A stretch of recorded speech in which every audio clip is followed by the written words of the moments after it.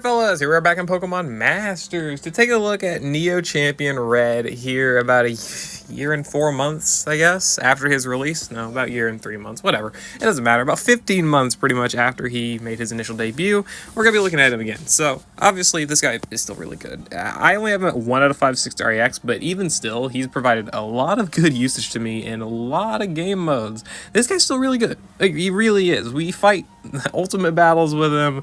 I mean, a legendary arena. He's great in the champion stadium, of course. Battle rally's got good utility. This guy's still good. He's got himself sync countdown, special attack buffing, and special moves next on the trainer move, which already gives a lot of good utility. That sync countdown's nice. Obviously being able to max out his offenses, having guaranteed crit here for obviously this main purpose being damage, and the special moves next buff just to help out with that damage. He's able to use Blizzard, which is some decent AoE damage, but it's more so useful for being able to use this passive, Journey from Palette, which gives him special moves next every time his attack move hits. Since Blizzard's AoE, and it hits 3 enemies, assuming there are 3 enemies, it'll give you +3 special moves next, which is pretty crazy to be able to then chain that with the Ice rebuff he gives on his Shimmering White Snow passive, which gives Ice rebuff the first time his attack move lands each battle, and also the first time his sync move lands, meaning he can lower enemy Ice rebuff by 2, which is really strong, right? That's a 50% multiplier for any ice type attacks he uses on the enemy. And that in turn activates his buddy move, which is 150 raw power, has effects like reducing, ignoring enemy damage reduction gimmicks, endurance, and crit protection, and he then also leaves them frozen, unable to act, which is amazing utility. Disruption, guaranteed freeze, that's really, really good, especially for a damage-oriented character, because of course he's a striker, right? He's also got Protect here to be able to protect himself from high amounts of damage from like one singular attack, which is made of great usage of in the ultimate battles and legendary arenas. And yeah, so those are his main passes, main abilities that he's got. He also doesn't ever miss. Let's put that in mind. He also is unable to miss. So tons of special moves next. He's not able to miss his attacks. He's able to lower enemy ice rebuff by 2, freeze the enemy guaranteed, and do a lot of damage in the process. Yeah, that's pretty good. Still, that's pretty good even just at 1 out of 5. Let's go ahead and take a look at him in some battles, and, well, we'll reinforce that sentiment a little bit. What better way to show off Red's capabilities than to show how well he's able to actually solo a champion stadium stage just by doing a lot of damage.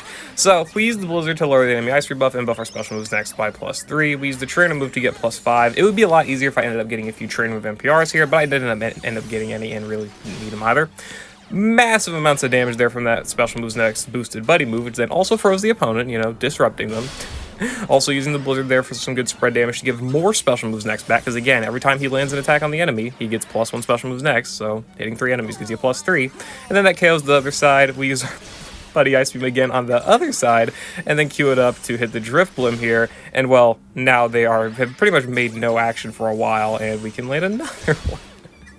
A little bit of RNG in like how long the enemy's able to stay asleep, but it doesn't really end up mattering. We could have also gone for Protect at some point in this just to protect ourselves from a good amount of damage, and really that might have helped against like the sync move or something, but it didn't really end up mattering too much. We just end up going for the move here, the sync move here, which under Critical Strike 2 and Red's NA multiplier of getting +1 special moves next, he is able to buff his sync move damage per special moves next. He has stacked up, and there's the KO, of course, which up from 10% per special moves next buff, that is up to +100%, meaning you can, you know, give yourself direct power-ups, which is why Blizzard could also be super good, because it can give you, you know, +3 special moves next, which is giving you another 30% extra damage on your sync move if you are able to maintain that stack of special moves next. Didn't go over that in the beginning, but yeah, that is one thing he's got, is he does have a multiplier that is reliant upon how many special moves next he has, and he can, of course, stack those as well, as we saw. So yeah, pretty strong, man, pretty strong. Definitely, obviously really good to deal damage to a lot of ice type stages, and well,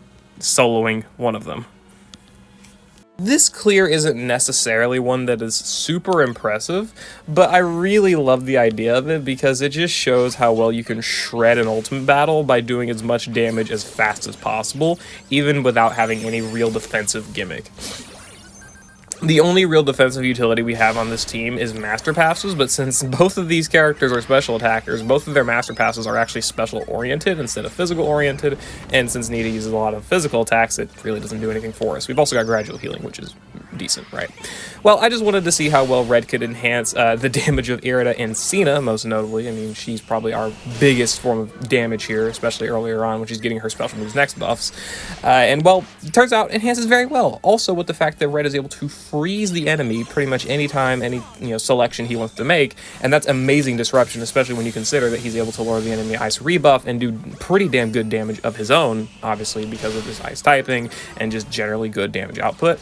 And, well, we got Nita down to her 80% threshold to where she set back sand. We go ahead, go for the ice wish here in order to get back our hail and our extra usages of ice zone. And we can time that pretty perfectly to having Cena use her next usage of her buddy move to where we can get our sync countdown back. Also very good. We go for another buddy move and another Frozen Wings Ice Beam here, which in turn takes Nita down to 50% health. We are shredding through Nita's HP so quickly. This is a literal pre-sync clear. That is what is so fun about this. Is one of the fun things that I get in this game. I mean, there's good enjoyment in like having a longer fight where you can like really plan out your moves and whatnot, but there's a ton, at least for me, there's a ton of enjoyment where we can do stuff like this and be able to just pre-sync one of the hardest fights in the game. I mean, people like to claim, right? With 3 strikers, basically, or 3 strike or damage-oriented characters. I mean, Eriott's utility focus, but it's not like she's defensive utility, right? Sadly, I don't think we crit Nita there, or else this would have been even more easy to fight through, but it really doesn't even matter. It really doesn't. Eriott is here to do decent damage and maintain our speed debuffs, of course. Cena's still doing very solid damage herself, even with her special moves next buffs gone. And of course, Red is our main form of single target damage here, doing quite a lot of damage on his own, as well, right? Our main focus was not letting Nita get to her sync move, because if she did, she would reset her speed buffs and also likely just KO all of us, because we absolutely have 0 defensive utility and no like offensive debuffs or anything like that in order to manage it. So thankfully, it didn't matter. We could KO that side and easily, comfortably get our final KO with Red. Of course, 40,000 damage, very, very strong, right? So Red's rebuff, alongside the extra damage he's able to apply to the team with his master passive and his own damage, of course, his own damage output, right, and his freezing utility to disrupt enemies, was extremely useful for actually enabling pretty much a triple damage-oriented clear against Nita, really just destroying her HP within the first few turns of the fight with the usage of Cena's buddy move, just over and over with its special moves next, Eriott's buddy move for its damage, Red's freezing and his own actual enhancement of his damage with the special moves next. Yeah, it was pretty nuts and pretty crazy, and well, obviously it worked. Even if these are, of course, 5 out of 5, a Master Fair and another really recent Poke Fair that's kind of built for the stage, it's still funny to see, how well he can handle at 1 out of 5 the hardest, claimed to be the hardest, probably Ice type, Ice weakness fight in the game. Alright, so this clear is against the Terrakion Legendary Arena, where we use Red's Great Freeze and not necessarily, well, definitely his disruption utility, which obviously is the freeze, but we're able to use his ability to effectively have piercing blows very, very well in order to actually clear Terrakion just with a 1 out of 5 red. You can do this with the duped red for sure, and it's a pretty effective clear at that, but the fact you can also do it quite well and quite easily with red that has no actual investment other than just 6-star EX, which isn't even needed, I would say, for this. It's pretty fun. It really is. You got to play around Terrakion's freeze. That's definitely one of the big issues with this, is that you have to play around it. Enemies unfreezing can be annoying because it's kind of like sleep chain. If you don't queue it up quick enough, well, you're not doing so hot. But thankfully, Terrakion was pretty nice in this piece of the fight, where we could actually be able to KO it extremely quickly.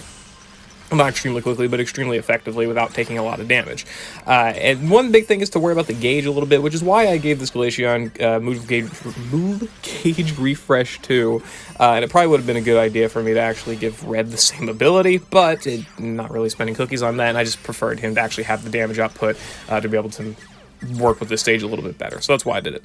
We went ahead and went for the Ice Wish here because I wanted to be able to have an opening sync move for the final bar, or at least have close to it, rather, not necessarily an opening sync move, but one that's super close.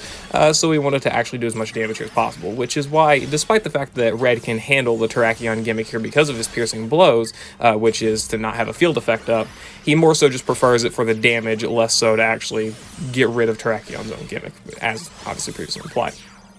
And so now here we have no more instances of freeze because ice, the rebuff is gone, right? Red's buddy move is directly tied to actually having rebuff. So now we have absolutely none left, and well, we are pretty much subjected to all the damage Terrakion's going to unleash with all of his attack and special attack buffs and all of that. So now we are just kind of fighting against the clock.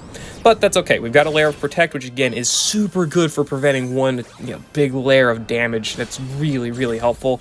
And we have our instances of Blizzard here under the ice zone in order to do a ton of damage with, of course, critical strike too, in order to actually enhance our damage.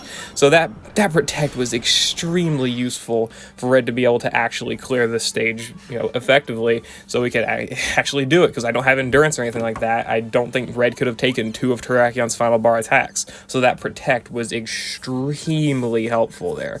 Very, very solid and very, very effective too. So Egg, Glaceon, and Red being able to clear a Terrakion is a pretty effective clear, and it's also obviously one that is good with a minimum investment Red. So that's pretty much what I got. That's really all I've got for the Neo Champion Red Showcase, or I guess the modern day and age against some of the more difficult events in the game, or more I guess notable events in the game, whatever you want to call it. Either way, yeah, that's all I really got for it. Neo Champion Red is, of course, still a really, really, really, really good character, even with low investment. At least I think so. I've had him for this low investment for a while, and I've been able to make good usage of it.